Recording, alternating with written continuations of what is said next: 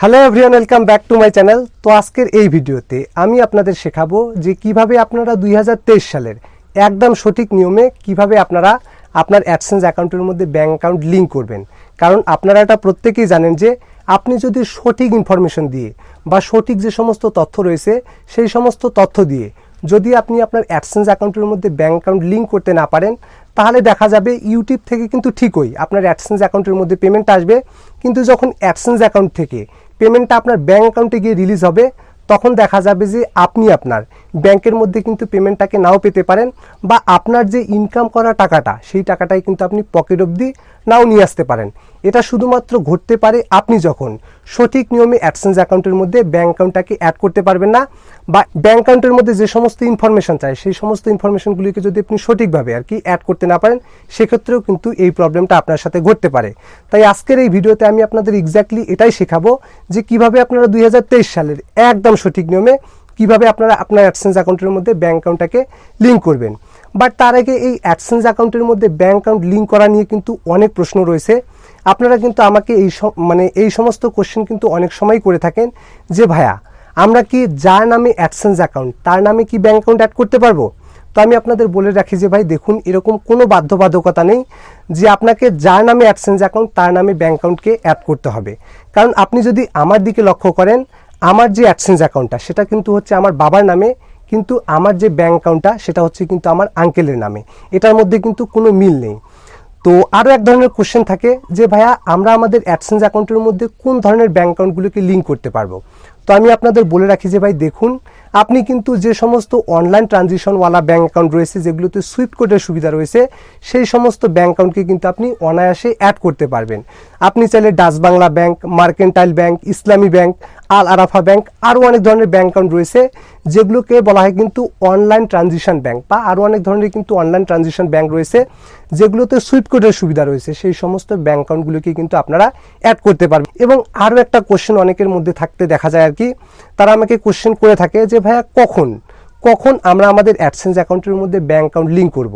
তো আমি আপনাদের বলে রাখি যে ভাই দেখুন, যখন আপনি আপনার অ্যাডসেন্স অ্যাকাউন্টের মধ্যে প্রবেশ করার পর পেমেন্ট অপশনে যাওয়ার পর যদি আপনার কাছে ঠিক এরকম একটা পেজ শো করায় যেখানে আপনাকে ব্যাঙ্ক অ্যাকাউন্ট অ্যাড করার অপশন দেওয়া হবে, যদি আপনার কাছে ঠিক এরকম একটা অপশন চলে আসে, তার মানে আপনাকে বুঝতে হবে আপনি চাইলে কিন্তু আপনার অ্যাডসেন্স অ্যাকাউন্টের মধ্যে ব্যাঙ্ক অ্যাকাউন্টটাকে অ্যাড করতে পারবেন। তো চলুন আমি আপনাদের এখন খুব ইজিলি দেখিয়ে দিচ্ছি যে কিভাবে আপনারা আপনার অ্যাডসেন্স অ্যাকাউন্টের মধ্যে একদম সঠিক নিয়মে ব্যাঙ্ক অ্যাকাউন্টটাকে লিঙ্ক করবেন। তো এখানে আপনি একটা চ্যানেলকে দেখতে পাচ্ছেন, মায়ের ভালোবাসার ব্লগস। তো এই চ্যানেলের মধ্যে বেসিক্যালি আমি অ্যাডসেন্স অ্যাকাউন্ট অ্যাড করা দেখিয়ে দেবো। তো এক আপু আমার কাছে একটা চ্যানেলকে পাঠিয়েছে, দেখতে পাচ্ছেন মায়ের ভালোবাসার ব্লগস, এবং এই চ্যানেলটা কিন্তু মনিটাইজ একটা চ্যানেল। তো এই চ্যানেলের অ্যাডসেন্স অ্যাকাউন্টের মধ্যে কিভাবে একদম সঠিকভাবে ব্যাঙ্ক অ্যাকাউন্ট অ্যাড করবো সেটা আপনি দেখে নিন, তাহলে আপনিও আপনার অ্যাডসেন্স অ্যাকাউন্টের মধ্যে কিন্তু খুব সহজেই ব্যাঙ্ক অ্যাকাউন্টটাকে লিঙ্ক করতে পারবেন। তো ব্যাঙ্ক অ্যাকাউন্ট লিঙ্ক করার জন্য শুরুতে আপনাকে যেতে হবে অ্যাডসেন্স অ্যাকাউন্টের মধ্যে। তো এর জন্য আপনাকে গুগল ক্রোম বা যে কোনো ব্রাউজারের সার্চ বারে এসে আপনাকে শুরুতে টাইপ করতে হবে অ্যাডসেন্স।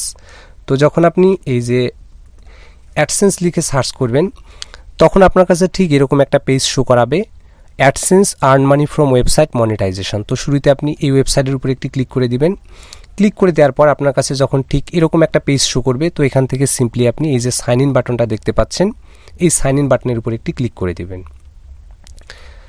তো পেজটা হালকা লোড নিচ্ছে, তারপর কিন্তু আপনার কাছে অ্যাডসেন্সের যে মেইন হোম পেজটা সেটা কিন্তু খুলে যাবে।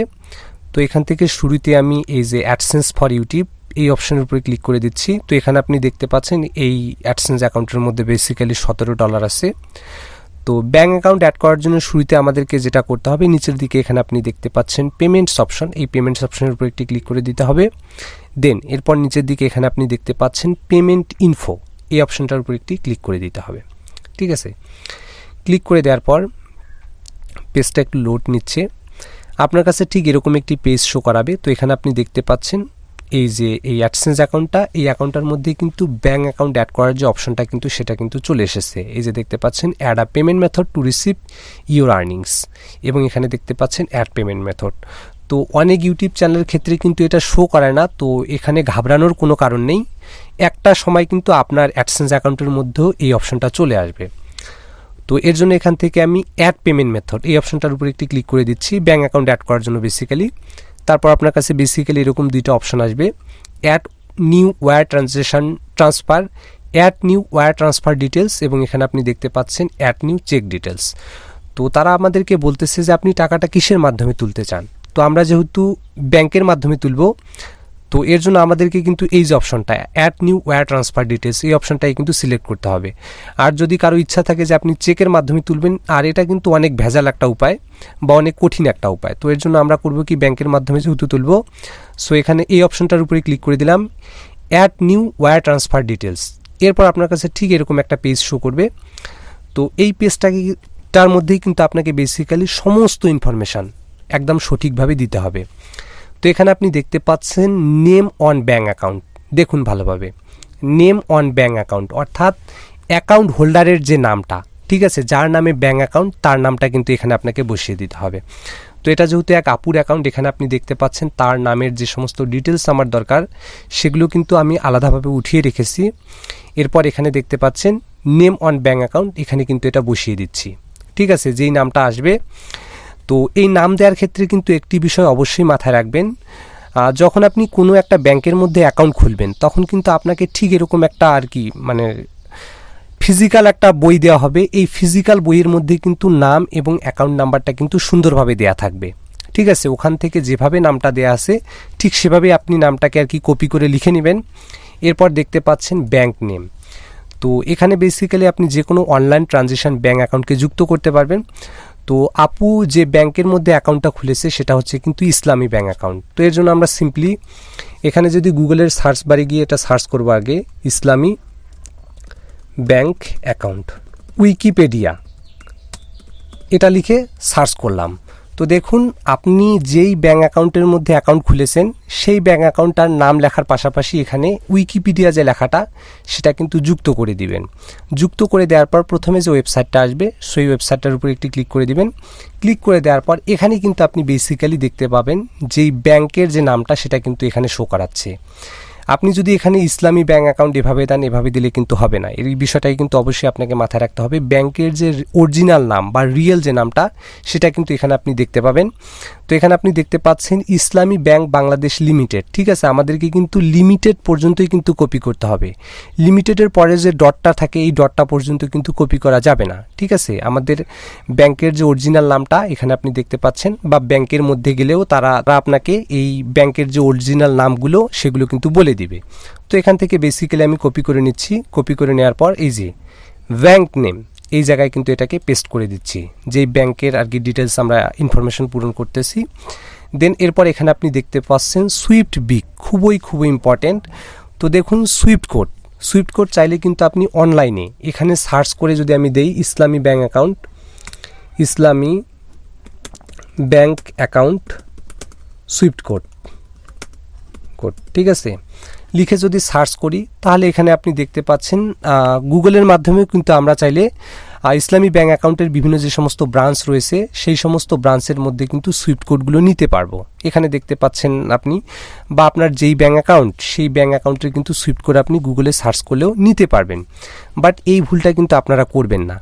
আপনারা আগে ব্যাংকে গিয়ে আস্ক করবেন, ঠিক আছে। ব্যাংকে গিয়ে যখন আস্ক করবেন তখন কিন্তু তারা আপনাকে ঠিক এরকম একটা কাগজ দিতে পারে, বা তাদের যে অফিসিয়াল যে সুইফট কোডের যে পেজটা সেটা কিন্তু আপনাকে দিতে পারে। আমি আপনাকে সাইডে স্ক্রিনশট জাস্ট দেখিয়ে দিচ্ছি, ঠিক আছে। আগে আপনি ব্যাংকের কাছ থেকে সুইফট কোডের একটা কপি নেবেন, যে এটা কনফার্ম হওয়ার জন্য। তারপরে যদি দেখেন যে তারপরে আপনি অনলাইনের সাথে আর কি মেলাতে পারেন।